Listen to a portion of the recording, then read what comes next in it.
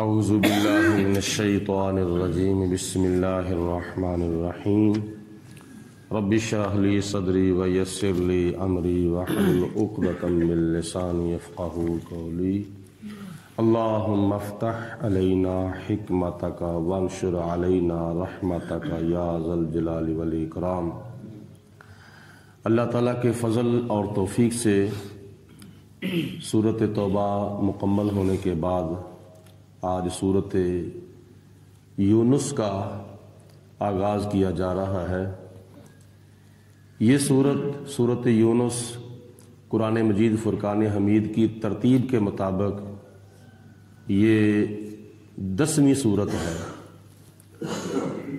اور یہ مکی صورتوں کے اندر شمار ہے۔ ہجرت سے پہلے مکہ المکرمہ میں نبی کریم علیہ السلام پر اس کا نزول ہوا اور اس کے 11 رکوع ہیں، 109 اس کی آیات بینات ہیں اور اس کو سورۃ یونس کہا جاتا ہے، یعنی اللہ تعالیٰ کے ایک نبی حضرت سیدنا یونس علیہ السلام کے نام پر یہ نازل ہوئی۔ اس کی وجہ یہ ہے کہ اس خانوے کے اندر حضرت یونس علیہ السلام کی قوم کا ذکر کیا گیا ہے کہ جب حضرت یونس علیہ السلام اپنی قوم کو چھوڑ کر چلے گئے، بعد میں جب یونس علیہ السلام کی قوم پر اللہ تعالیٰ نے عذاب بھیجا تو قوم نے عذاب کے آثار دیکھے تو اسی وقت اس نے توبہ کر لی قوم نے، اور اللہ پاک کی ذات بابرکات نے قوم کے توبہ کرنے کی وجہ سے اپنا عذاب اس سے اٹھا لیا تھا، تو اس وجہ سے اس کو سورۃ یونس کہا جاتا ہے۔ اللہ پاک کے نام سے شروع کرتے ہیں، بسم اللہ الرحمن الرحیم، اللہ کے نام سے شروع جو بڑا مہربان نہایت رحم کرنے والا ہے۔ الف لام را، یہ حروف مقطعات ہیں۔ ایک صحابی نبی پاک علیہ السلام کے بارگاہ میں حاضر ہوئے، عرض کی یا رسول اللہ مجھے قرآن پاک سکھا دیجئے۔ تو حضور علیہ السلام نے فرمایا کہ جو صورتیں الف لام را سے شروع ہوتی ہیں ان میں سے 3 صورتیں پڑھ لو۔ عرض کی یا رسول اللہ صلی اللہ علیہ وسلم یہ بہت لمبا کام ہے، نمبر 2 میں بوڑھا ہو چکا ہوں اور میری زبان بھی اتنی کام نہیں کرتی، میرا ذہن بھی اتنا نہیں رہا۔ تو حضور علیہ السلام نے فرمایا کہ جو صورتیں ہا میم سے شروع ہوتی ہیں ان میں سے 3 صورتیں یاد کر لو۔ تو پھر صحابی نے وہی سوال دہرایا۔ نبی پاک علیہ السلام نے فرمایا کہ جو صورتیں اللہ تعالیٰ کی تسبیح سے شروع ہوتی ہیں، مثلا سبح للہ ما فی السماوات والارض، تو ان میں سے 3 صورتیں پڑھ لو۔ تو پھر صحابی نے وہی سوال دہرایا، عرض کی یا رسول اللہ میں زیادہ بوڑھا ہو چکا ہوں، میرا ذہن اتنا کام نہیں کرتا، آسان کام بتائیں۔ تو نبی کریم علیہ السلام نے فرمایا کہ اذا زلزلت الارض زلزالہا، یہ مختصر سی صورت ہے، یہ پڑھ لو۔ تو حضور علیہ السلام نے اس صحابی کے لیے آسانی پیدا فرمائی۔ تو بعض صورتیں ایسی ہیں کہ جن صورتوں میں اشارتاً سارے قرآن کا تعارف ہے، اور ان میں سے سورۃ فاتحہ بھی ہے۔ اللہ پاک کی ذات بابرکات نے اس صورت کو حروف مقطعات سے شروع فرمایا ہے، جس کا مفسرین نے معنی الف لام میم ہی کیا ہے یا الف لام را ہی کیا ہے۔ تلکا آیات الکتاب الحکیم، یہ حکمت والی کتاب کی آیتیں ہیں۔ قرآن مجید کو قرآن مجید بھی کہا جاتا ہے۔ قرآن مجید کا معنی ہے بزرگی والی کتاب۔ قرآن پاک کو قرآن پاک کہا جاتا ہے، یعنی پاک پاکیزہ کتاب۔ اور فرقان حمید یہ بھی اس کا نام ہے، اس کا معنی ہے فرق کرنے والی کتاب۔ اور قرآن پاک کے ناموں میں سے ایک نام ہے قرآن حکیم، یعنی حکمتوں والی کتاب۔ اللہ پاک نے اپنی قدرت کی بے شمار حکمتیں قرآن پاک میں بیان فرمائی ہیں۔ مثلا سورج کیوں پیدا کیا، اس کی کیا حکمت ہے؟ چاند کیوں پیدا کیا؟ اس کی کیا حکمت ہے؟ جانور کیوں پیدا کیے؟ ان کی کیا حکمت ہے؟ اللہ پاک نے جو کچھ بھی پیدا کیا ہے اس کی حکمتیں اللہ پاک نے قرآن پاک میں بیان فرمائی ہیں۔ اس لیے فرمایا کہ تلک آیات الکتاب الحکیم، یہ حکمت والی کتاب کی آیتیں ہیں۔ قرآن پاک کی کتنی آیتیں ہیں؟ 6666۔ اکان للناس عجبا، کیا لوگوں کو تعجب ہو گیا ہے؟ ان اوحینا الی رجل منہم، کہ ہم نے ان میں سے ایک کامل مرد کی طرف وحی کی ہے۔ یہ ہماری وحی کرنا ایک کامل مرد یعنی نبی کریم علیہ الصلوۃ والسلام کی طرف، تو کیا یہ کافروں کو تعجب ہو گیا ہے؟ کافر تعجب کرتے ہیں، کافر حیران ہے کہ ہم حضرت جبریل علیہ الصلوۃ والسلام کو وحی دے کر حضور نبی کریم علیہ الصلوۃ والسلام پر بھیجتے ہیں۔ مرد سے مراد حضور علیہ الصلوۃ والسلام ہے، کامل مرد۔ اور کیوں وحی کی ہے اور کیوں قرآن پاک نازل کیا ہے؟ اس لیے مقاصد تو کافی ہیں، ان میں سے ایک مقصد یہ بھی ہے ان انذر الناس، تاکہ اے میرے حبیب علیہ السلام تم لوگوں کو ڈراؤ۔ یہ قرآن پاک پڑھ پڑھ کے لوگوں کو ڈراؤ تاکہ کافر کفر سے بچ جائیں، مشرک شرک سے بچ جائیں اور منافق منافقت سے بچ جائیں، اور اس لیے کہ وہ ایمان لے آئیں۔ اگر وہ ایمان لے آتے ہیں تو پھر وبشر الذین آمنوا، اے میرے حبیب علیہ الصلوۃ والسلام ان لوگوں کو خوشخبری دے دو جو لوگ ایمان لے آئے ہیں، ان لہم قدم صدق عند ربہم، خوشخبری ان کے لیے یہ ہے کہ ان کے واسطے مقام بلند ہے ان کے رب کے پاس، یعنی جب قیامت کا دن ہوگا اللہ پاک کی بارگاہ میں حاضر ہوں گے تو خدا تعالیٰ نے ان کے لیے بلند مقام رکھا ہے جو قیامت کے دن اللہ پاک ان کو عطا فرمائے گا۔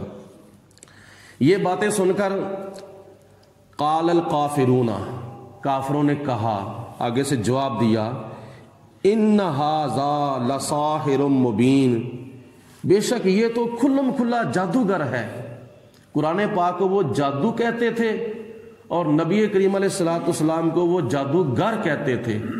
یہ تو جادوگر ہے، یہ اشاروں کے ساتھ یہ کر دیتا ہے وہ کر دیتا ہے، درختوں کو کلمہ پڑھا دیتا ہے، پتھروں کو حاضر کر دیتا ہے، فلاں کام کرتا ہے۔ ہوتے تو وہ معجزات تھے، لیکن کافر کہتے تھے یہ جادو کے ذریعے سب کچھ ہو رہا ہے۔ تو یہ کافروں کا طریقہ تھا، وہ قرآن پاک کو جادو کہتے تھے، اور نبی کریم علیہ الصلوۃ والسلام جس کے اوپر خدا تعالیٰ نے قرآن پاک نازل کیا ان کو جادوگر کہتے تھے۔ ان ربکم اللہ، بے شک تمہارا رب اللہ ہے۔ اللہ پاک نے فرمایا میرے محبوب ان کو کہہ دو ان ربکم اللہ، تمہارا رب کوئی بت نہیں ہے، کوئی لات عزا منات حبل بحیرہ صاحبہ حام وغیرہ تمہارا خدا نہیں، بلکہ تمہارا رب اللہ ہے۔ اور اس کا کیا تعارف ہے؟ الذی خلق السماوات والارض، اللہ وہ اللہ ہے جس نے آسمانوں کو بھی پیدا کیا ہے اور زمین کو بھی پیدا کیا ہے۔ کتنے دنوں میں پیدا کیا ہے؟ فی ستۃ ایام، 6 دنوں کے اندر اللہ پاک نے زمین کو اور 7 آسمانوں کو پیدا کیا ہے۔ آسمانوں کو پیدا کرنے کے بعد ثم استوى علی العرش، پھر اللہ تعالیٰ اپنی شان کے مطابق متمکن ہوا عرش پر۔ اللہ پاک بیٹھنے سے پاک ہے، کیونکہ بیٹھتا تو وہ ہے جو کھڑا ہو، اور کھڑا وہ ہوتا ہے جو آتا جاتا ہو۔ اللہ پاک آنے جانے سے بھی پاک ہے، اللہ کھڑے ہونے سے بھی پاک ہے، اللہ بیٹھنے سے بھی پاک ہے، اللہ لیٹنے سے بھی پاک ہے، اللہ اٹھنے سے بھی پاک ہے۔ اللہ پاک ہر وقت ہر جگہ پہ زندہ ہے، موجود ہے، اور اس کی ابتدا بھی نہیں ہے، اس کی انتہا بھی نہیں ہے۔ یہ ہمارا عقیدہ ہے اللہ پاک کے بارے میں۔ تو یہاں اللہ پاک نے فرمایا ثم استوى، پھر خدا تعالیٰ نے استوا فرمایا، متمکن ہوا علی العرش، عرش پر اپنی شان کے مطابق جو اس کی شان ہے۔ یدبر الامر، وہ ہر کام کی تدبیر کرتا ہے. ما من شفیع الا من بعد اذنی، کہ اللہ پاک کے آگے کوئی سفارش نہیں کرتا، اگر کوئی کرے گا تو اس کے حکم کے بعد کرے گا. حدیث پاک میں آتا ہے قیامت کے دن سب سے پہلے اللہ پاک اپنے پیارے محبوب حضرت محمد مصطفیٰ صلی اللہ علیہ وسلم کو شفاعت کبریٰ کرنے کی اجازت عطا فرمائے گا، اور حضور علیہ الصلوۃ والسلام پھر شفاعت فرمائیں گے، اور حضور علیہ الصلوۃ والسلام کے بعد پھر کیا نام ہے شہداء شفاعت فرمائیں گے، قرآن پاک شفاعت فرمائے گا، اور چھوٹا بچہ جو والدین کا فوت ہو جاتا ہے، دودھ پیتا یا ماں کے پیٹ کے اندر، وہ اپنے والدین کی شفاعت کرے گا، علماء شفاعت کریں گے، شہداء شفاعت کریں گے، باقی نبی شفاعت کریں گے. سب سے پہلے حضور علیہ الصلوۃ والسلام اللہ پاک کی اجازت سے شفاعت کریں گے. اللہ تعالیٰ نے ارشاد فرمایا ذالکم اللہ ربکم، یہ تمہارا رب ہے جو اللہ ہے، فاعبدوہ، تو اس کی عبادت کرو، اللہ تعالیٰ کی عبادت کرو. یہ کافروں کو کہا جا رہا ہے تمہارا رب اللہ ہے تو اس کی عبادت کرو، بتوں کی عبادت نہ کرو، وہ جھوٹے خدا ہیں، ان کی کوئی حقیقت نہیں ہے. افلا تذکرون، تو کیا تم نصیحت حاصل نہیں کرتے؟ الیہ مرجعکم، تم نے زندہ ہونے کے بعد اس کی طرف لوٹنا ہے. یہ قیامت کا بیان ہے، یہ مرنے کے بعد زندہ ہونے کا اللہ پاک نے ذکر کیا ہے کہ میں تمہیں قیامت سے پہلے زندہ کروں گا، اور زندہ کرنے کے بعد پھر کیا ہوگا؟ الیہ مرجعکم، تم نے اللہ تعالیٰ کی طرف لوٹنا ہے. جمیعاً، جتنی بھی مخلوق ہے، آدم علیہ السلام سے لے کر قیامت تک آنے والے سارے انسانوں نے قیامت کے دن قبروں سے زندہ ہو کر کھڑے ہونا ہے، پھر اللہ کی بارگاہ میں حساب و کتاب کے لیے حاضر ہونا ہے. وعد اللہ حقا، اور یہ اللہ کا وعدہ جو ہے یہ سچا وعدہ ہے جو پورا ہو کر رہے گا.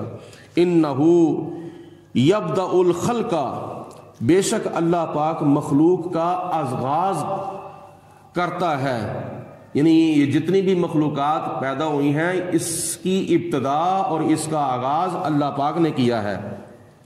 ثم یعیدہ، پھر اللہ پاک ان کو لٹائے گا، یعنی دوبارہ دہرائے گا، یعنی انسان سارے مر جائیں گے، پھر اللہ پاک ان کو دوبارہ قیامت کے دن زندہ کرے گا.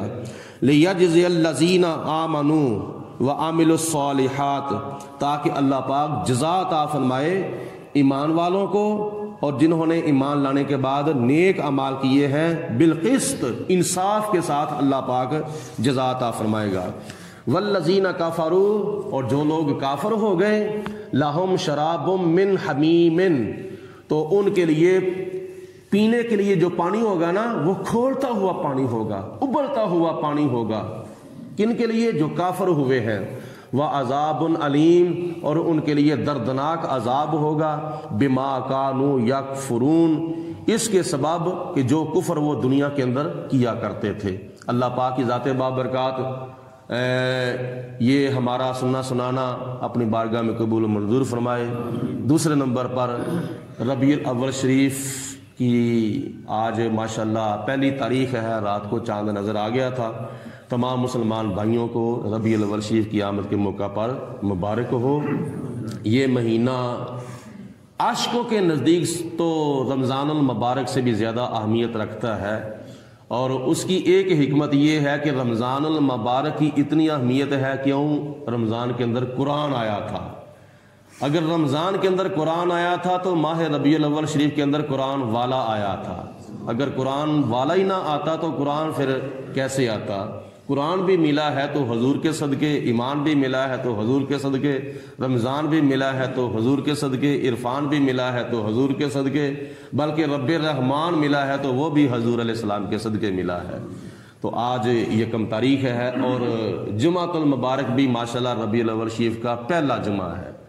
تو اس موقع پر نبی پاک علیہ الصلوۃ والسلام کے اوپر زیادہ سے زیادہ درود و سلام پڑھنا چاہیے. جیسا کہ رات کو میں نے درس میلاد مصطفیٰ کے اندر بھی کچھ باتیں عرض کی تھیں، اور ان باتوں میں سے ایک اہم بات یہ بھی ہے کہ کوشش کریں خود بھی اور اپنے گھر والوں کو بھی کہیں، یکم ربیع الاول سے لے کر 12 ربیع الاول شریف تک کم از کم 1200 مرتبہ درود پاک پڑھا جائے۔ تو درود پاک کتنا کو ہے؟